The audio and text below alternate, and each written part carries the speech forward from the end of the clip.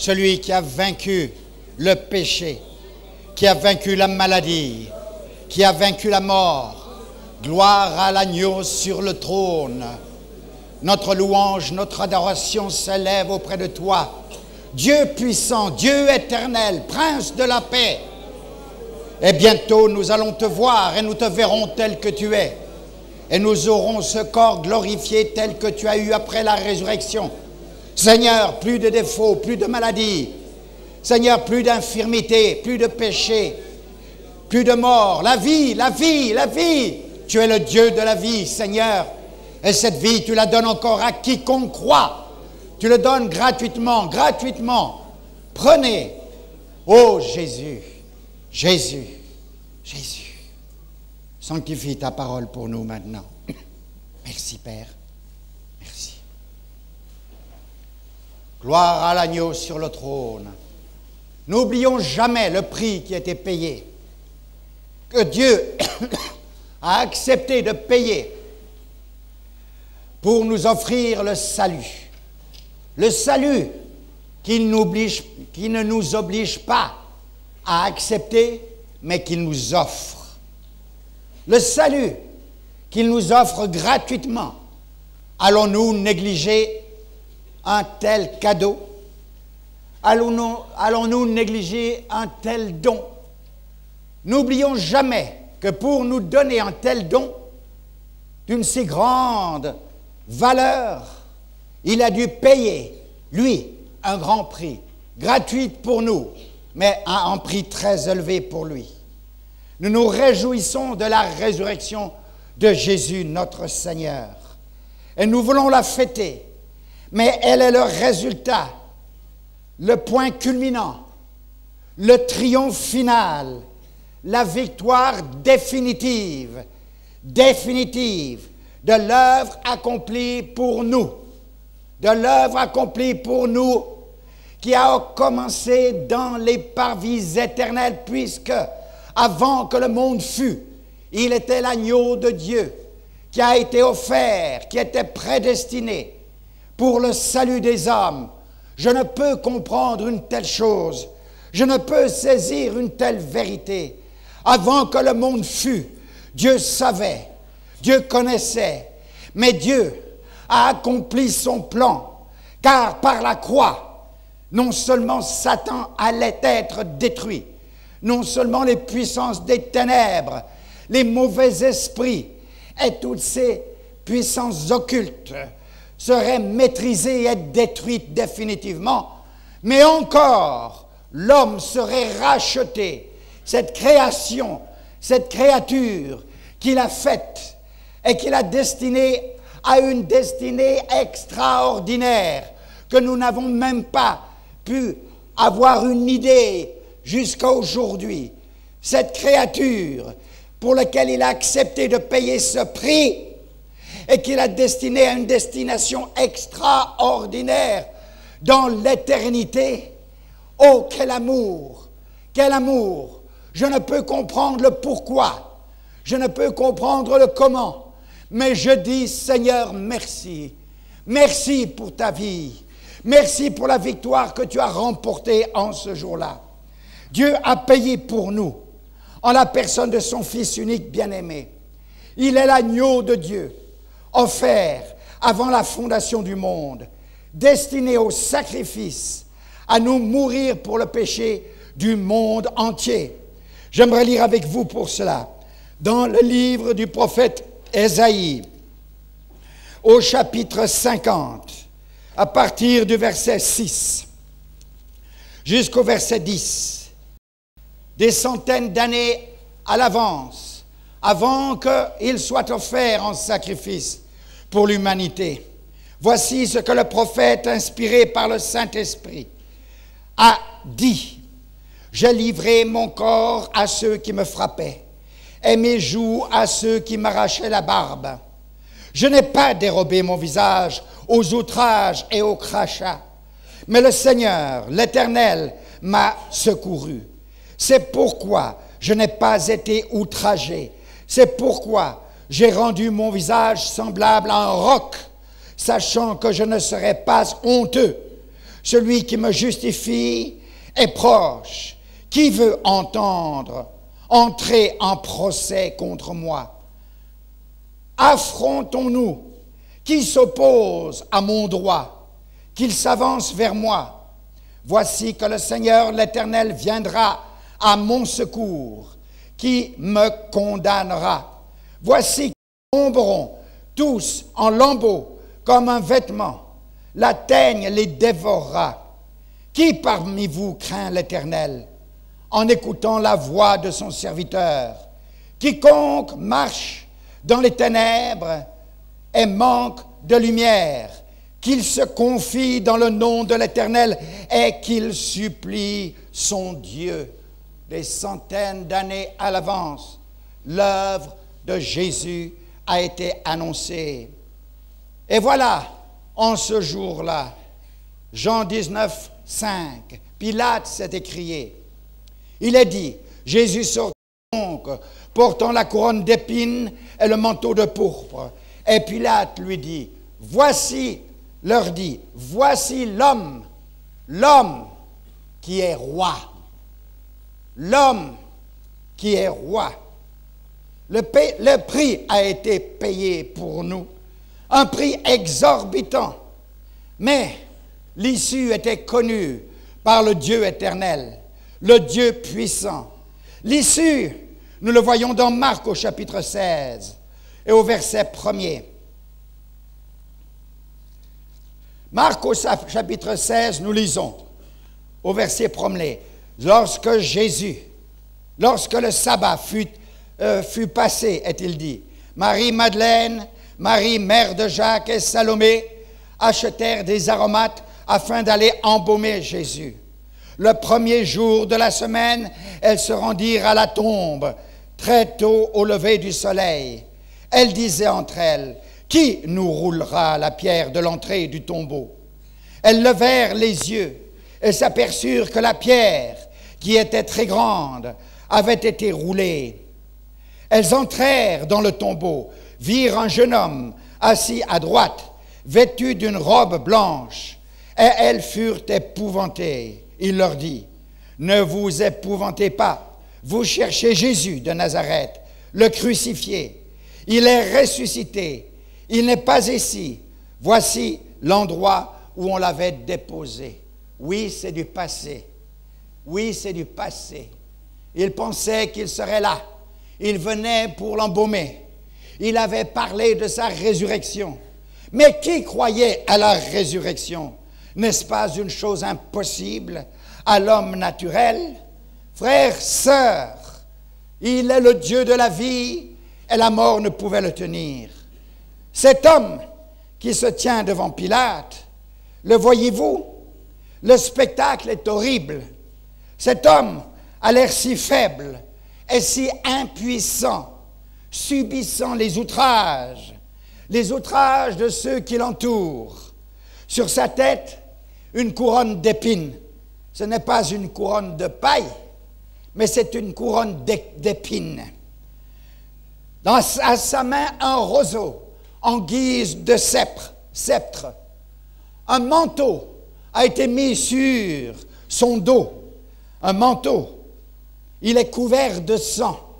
Ce manteau est un manteau d'un capitaine romain, tel qu'il l'avait à cette époque-là dans leur uniforme. Et on le distinguait de loin. Il était de pourpre. Oh, la moquerie! Son visage est couvert de sang. Une verge en roseau est dans sa main. Le crachat découle sur son visage. Son dos est lacéré de coups de fouet. Sa barbe arrachée. Pilate le présente. Voici l'homme. Oui, mais au-delà de cet homme, c'est le roi de l'univers, le roi qui aime même ses ennemis. Oui, il est l'homme par excellence, dépassant tous les autres, dépassant tous les hommes. Il est différent de tous. Il vient du ciel. Il a été envoyé pour le salut de l'humanité. Israël, ne sais-tu pas que c'est celui celui qu'ont annoncé les prophètes, celui qui était attendu depuis des générations et des générations. C'est celui dont il est parlé dans les Écritures. Voici l'homme. Oui, il est fait homme. Il a été fait homme. Il est ton Messie. Il est ton Messie qui a été envoyé pour te libérer. Mais vous ne l'avez pas voulu. Vous ne l'avez pas reconnu, car il ne correspond pas à votre idée du Messie. Quoique vos prophètes en ont parlé en détail, comme cette prophétie d'Ésaïe que nous avons lue tout à l'heure, et bien d'autres encore. David a décrit ses souffrances. Chacun des prophètes en ont parlé, mais ils n'en ont rien vu, rien compris, parce que aveuglés par leurs péchés, par leur tradition, par leur fausse spiritualité, ils sont désormais enfermés dans leur tradition. Et à cause de cela, ils ont refusé leur Messie. Le monde n'en avait pas entendu parler. Les Romains n'avaient pas entendu parler de lui. À travers le monde entier, personne n'avait entendu parler de lui. Non, sinon peut-être que quelques individus ici et là. Mais toi, Israël, tu le savais, mais tu ne l'as pas accepté. Ce que tu voulais, c'est un libérateur politique pour toi et avoir l'hégémonie sur le monde entier. Or, lui, il est venu pour sauver le monde entier et non pas seulement Israël. Si Dieu t'a suscité, c'est afin que tu sois un instrument dans la main de Dieu pour révéler au monde le libérateur du péché. En entrant à Jérusalem, ne s'était-il pas écrié lui-même dans Matthieu 23, 37, « Jérusalem, Jérusalem, qui tue les prophètes et qui lapide ceux qui te sont envoyés. Combien de fois j'ai voulu rassembler tes enfants, comme une poule rassemble ses poussins sous ses ailes, et vous ne l'avez pas voulu. J'ai voulu, vous n'avez pas voulu. Je n'impose rien, mais j'appelle, venez à moi, vous tous qui êtes fatigués et chargés, et je vous donnerai le repos. » Dans Luc 19, 41 à 44, encore nous voyons, comme il approchait de la ville, Jésus, en la voyant, pleura sur elle et dit, « Si toi aussi, au moins en ce jour qui t'est donné, tu connaissais les choses qui appartiennent à la paix, mais maintenant, elles sont cachées à tes yeux. Il viendra sur toi des jours où tes ennemis t'environneront de tranchées, t'enfermeront et te serreront de toutes parts. Ils te détruiront, toi et tes enfants au milieu de toi, et ils ne laisseront pas en toi pierre sur pierre, parce que tu n'as pas connu le temps où tu as été visité. Tu as été visité, mais tu as refusé celui qui t'a visité.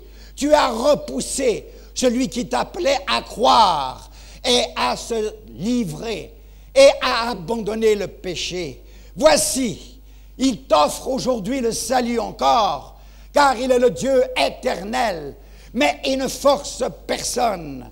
Et il te dit, repens-toi. Jusqu'à quand vas-tu résister? Jusqu'à quand vas-tu chercher à marcher sur deux chemins à la fois, en cherchant les plaisirs du monde et en refusant de te repentir et de changer de vie? Parce que tu as refusé le jour où tu as été visité. Voici maintenant, ton pays sera détruit. Tes villes seront détruites et rasées parce que tu as refusé le jour où tu as été visité. Aujourd'hui, ce sera le chaos dans ton pays. Le chaos, et tu seras pris en esclavage par toutes sortes de nations et même par ton propre peuple. Ton salaire sera un salaire de misère. Tu seras à peiner et à souffrir pour essayer de trouver ta nourriture, Pourquoi donc? Parce que tu n'as pas reconnu le jour où tu as été visité. Je t'ai parlé combien de fois? Mais tu n'as pas voulu m'écouter, tu n'as pas voulu te repentir, tu as voulu croire, d'accord, mais tu n'as pas voulu laisser de côté ta vaine manière de vivre, tes magouilles, ta corruption. Tu n'as pas voulu laisser de côté le mensonge et l'hypocrisie. Tu es devenu religieux, mais d'une religion morte qui n'a pas changé ta vie. Et tu essayes d'adapter l'inadaptable. Voici, le jour vient où tu seras dans le malheur et dans la souffrance. Pourquoi? Parce que tu n'as pas reconnu le jour de ta visitation. Tu as rejeté celui qui t'a appelé. Tu l'as critiqué. Tu l'as maudit, oui, non pas en parole, mais en action, en essayant d'adapter l'inadaptable. Tu n'as pas connu le temps où tu as été visité. Croyez-moi, la grâce de Dieu, elle peut se présenter aujourd'hui, elle peut se représenter demain, mais si tu continues à résister, elle ne se représentera plus et les jugements tomberont. Pourquoi étais-tu si aveuglé?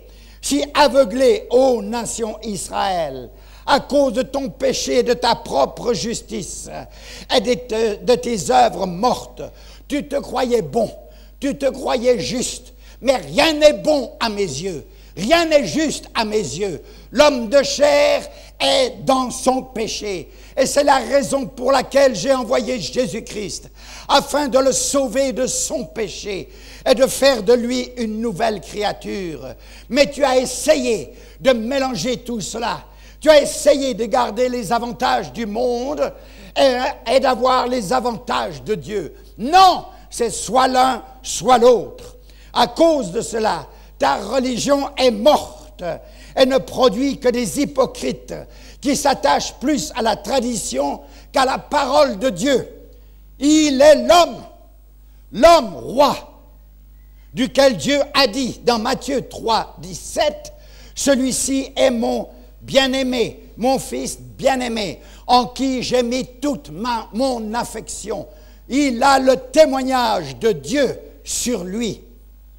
Et il est celui dont Jean a dit dans Jean 1, 28, « Voici l'agneau de Dieu qui ôte le péché du monde. » N'as-tu pas besoin d'être libéré de ton péché, de ton esclavage, de ta corruption, de ta convoitise? N'as-tu pas besoin d'être libéré des esprits mauvais qui te tourmentent parce que tu as manipulé les puissances de Satan et de l'occultisme?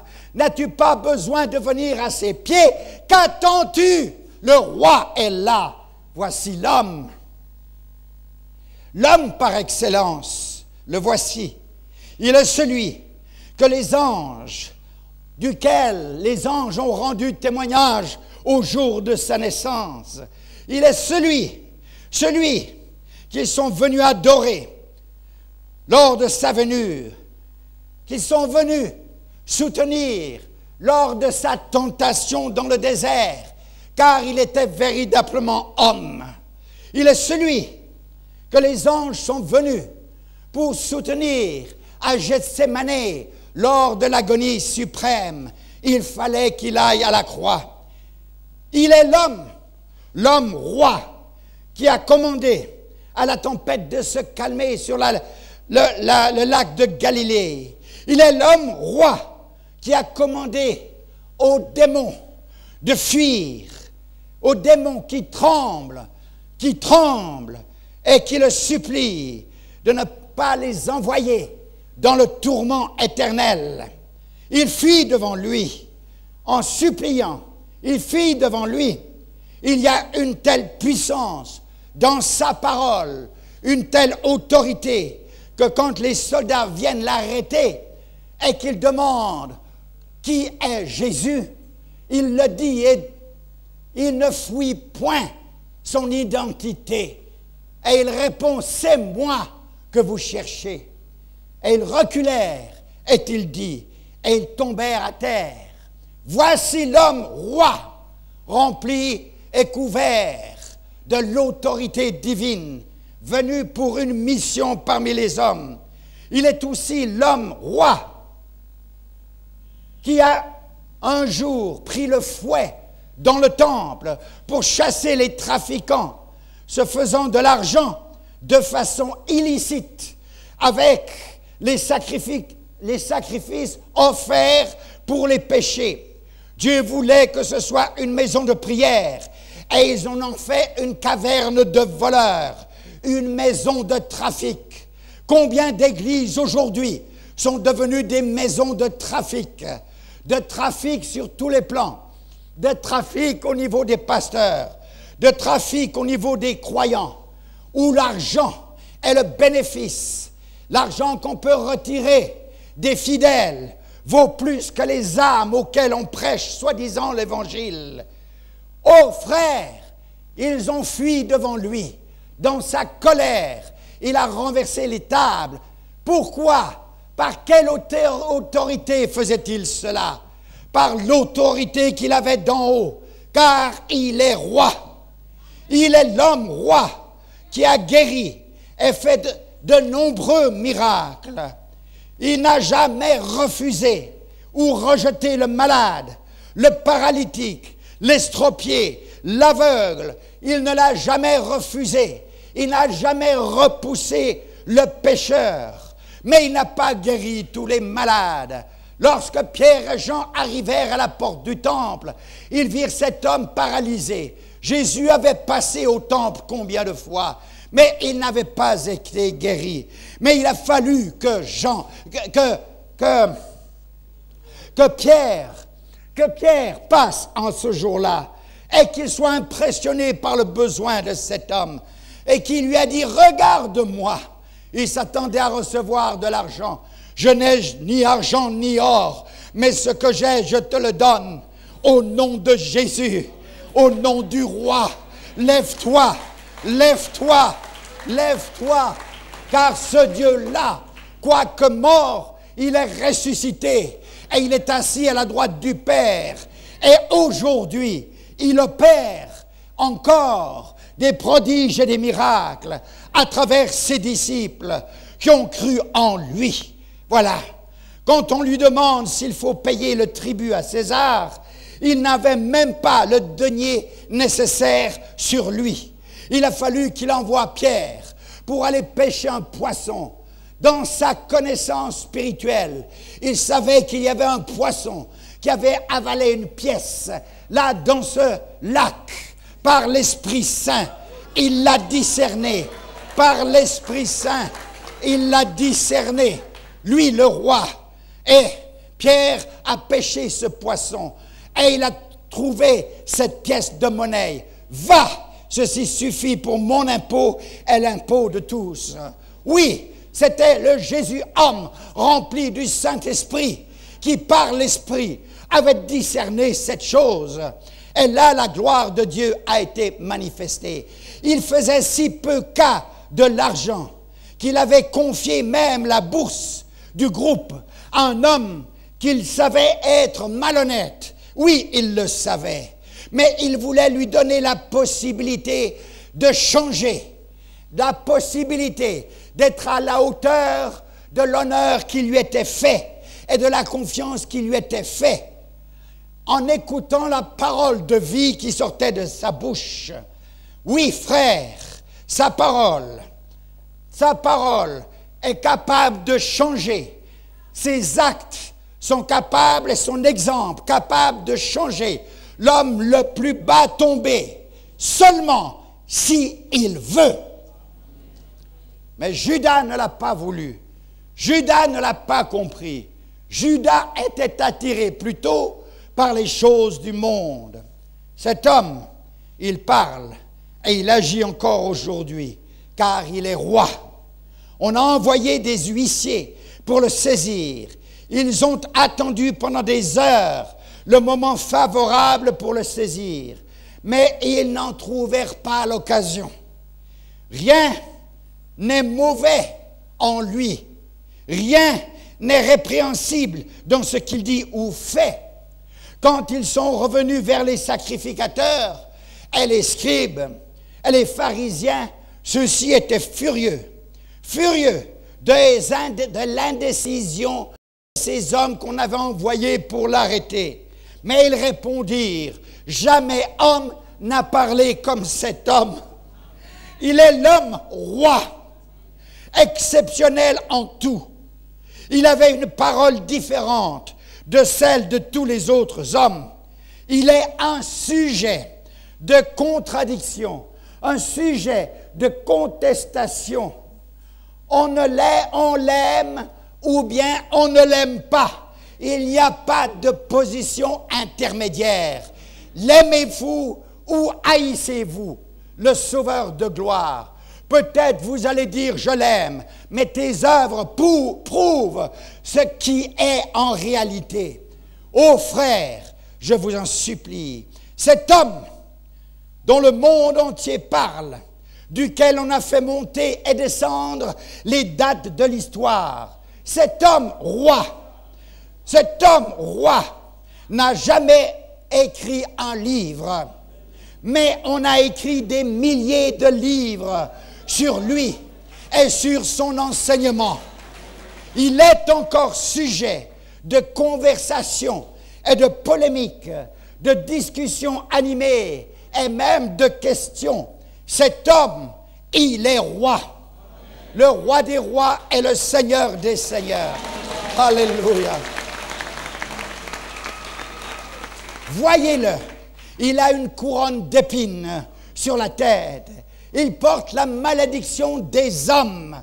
N'est-il pas écrit dans la Genèse? La terre sera maudite à cause de toi. Elle te produira des fronces et des épines. Les épines, la couronne d'épines, symbole de la malédiction qui afflige l'homme pécheur jusqu'à aujourd'hui. Un manteau de pourpre de soldat a été jeté sur ses épaules, exemple de la violence humaine, de la violence et de l'orgueil humain. Un roseau à la main, il prend sur lui la faiblesse de l'homme. L'homme n'est qu'une plante, une fleur qui fleurit dans les champs aujourd'hui et qui demain sèche et sa place ne sera même pas trouvée. Il est le symbole des hommes pour lesquels il meurt, sous la malédiction du péché, méchant et violent, aimant la guerre plus que la paix, mais faible comme le roseau. Aussi grand sois-tu, à la tête d'un État quelconque, président ou roi de la terre, sache que tu n'es qu'un homme et que tu ne contrôles même pas le nombre de tes années. Tu es faible malgré tes armes et tes armées, car ceux qui te protègent sont encore aussi faibles que toi. Oh, il nous faut autre chose que l'homme. Il est le symbole du méchant et du violent. Voilà, Philippiens 2, chapitre 7, verset 11 nous dit, « Il s'est dépouillé lui-même en prenant une forme de serviteur, en devenant semblable aux hommes et ayant paru comme un simple homme. Il s'est humilié lui-même, se rendant obéissant jusqu'à la mort, même jusqu'à la mort de la croix. C'est pourquoi aussi Dieu l'a souverainement élevé et lui a donné un nom qui est au-dessus de tout nom, afin qu'au nom de Jésus, tout genou fléchisse, afin qu'au nom de Jésus, tout genou fléchisse, dans les cieux et sur la terre, dans les cieux et sur la terre, et sous la terre, en dessous de la terre, et que toute langue confesse que Jésus-Christ est Seigneur, à la gloire de Dieu le Père. Les hommes l'ont fait mourir. Voici le roi, l'homme roi, percé, cloué, agonisant, mourant pour racheter l'homme esclave, esclave du péché. Voici l'homme roi, descendu de la croix, mis dans un linceul, couché dans un tombeau taillé dans le roc, avec une grosse pierre roulée à l'entrée du tombeau. Mais au matin de Pâques, voici l'homme roi que Dieu a ressuscité d'entre les morts. Il ne pouvait pas, la mort ne pouvait pas le retenir. Il ne pouvait pas rester dans le tombeau. N'est-il pas la source de toute vie? Les femmes, en allant au sépulcre le matin de très bonne heure, se demandaient qui nous roulera la pierre. Seul l'homme roi pouvait rouler cette pierre, la pierre de l'incrédulité, la pierre du péché, la pierre de l'esclavage de l'homme. Qui pouvait ôter cette pierre? L'homme, aussi grand soit-il, ne pouvait ôter cette pierre, car l'homme est faible, mais il fallait le puissant champion pour rouler la pierre de la mort, la pierre de l'incrédulité, la pierre de la violence, la pierre de la haine et de la méchanceté. Elles allaient au sépulcre pour trouver un cadavre. Mais il est écrit, levant les yeux, elles aperçurent que la pierre, qui était très grande, avait été roulée. La pierre est roulée, frères, sœurs, qu'attends-tu? La pierre est roulée. Il vit, il est ressuscité d'entre les morts. Luc 24, 5 nous dit, « Pourquoi cherchez-vous parmi les morts celui qui est vivant? Il n'est point ici, mais il est ressuscité. Il fut couronné d'épines par les hommes, mais Dieu l'a souverainement élevé et couronné de gloire. » Jean le voit et s'écrie, Apocalypse 19, 12, « Sur sa tête étaient plusieurs diadèmes. Couronné, roi des rois et seigneur des seigneurs. Voici l'homme roi. Oui, celui qui a vaincu, c'est un homme. Celui qui nous attend dans la gloire, c'est un homme. Il est le roi des rois, par excellence. Il est pur, il est saint, il est juste. Il s'est offert en sacrifice pour le péché, sacrifice vivant, efficace, payant de sa personne notre rançon, parce qu'il nous a aimés. Voici l'homme roi, l'homme Jésus, est maintenant à la droite de Dieu le Père. Il nous offre salut, guérison, délivrance du joug du péché, libération des puissances des ténèbres, car il est ressuscité. Il est le sacrificateur suprême, le roi des rois, le Seigneur des seigneurs, le Dieu puissant. Pilate disait à la foule, en ce jour-là, dans Matthieu 27, 22, « Que ferai-je de Jésus, qu'on appelle le Christ ?» La foule a crié, « Crucifie, crucifie !» Et vous, qu'allez-vous faire avec Jésus? La question vous est posée et nous est posée à chacun de nous. Qu'allons-nous faire avec Jésus? Le reconnaître pour roi et seigneur de notre cœur, de notre vie? Ou allons-nous le rejeter? Le jour viendra où vous direz, « Que va-t-il faire de moi ?» Et ce jour approche. Le jour viendra où vous direz, « Que va-t-il faire de moi ?» Si on se repent au pied de la croix et qu'on s'humilie en le recevant comme son Sauveur et Seigneur, alors on est sauvé pour l'éternité. Sa vie nouvelle, sa vie de résurrection nous est donnée et offerte gratuitement parce que lui a payé le prix, avec un nouveau corps glorifié tel que le sien lorsqu'il est monté dans la gloire. Ce corps nouveau nous sera donné. Oui, c'est une promesse. Si nous le rejetons, nous serons perdus et demeurerons avec celui que nous avons servi, le diable et ses anges, loin de sa gloire. Alors, que vas-tu faire? Puisse-t-il ressusciter dans ton cœur aujourd'hui, alors que la porte de la grâce est encore ouverte, car il est roi. Baissons la tête. Tu es le roi éternel. Le roi éternel, tu t'es offert pour nous. Oui, tu étais véritablement homme. Homme, Seigneur, tu as porté pour nous notre malédiction à la croix. Seigneur Jésus, nous te bénissons pour la vérité de ta parole. Nous te bénissons, Seigneur. Oh Jésus, Jésus, Jésus, tu es merveilleux. Tu es merveilleux. Seigneur mon Dieu, devant toi nous nous prosternons maintenant et nous voulons célébrer ce grand jour en prenant cette communion ce matin. Nous voulons célébrer ce grand jour. Seigneur mon Dieu, nous nous souvenons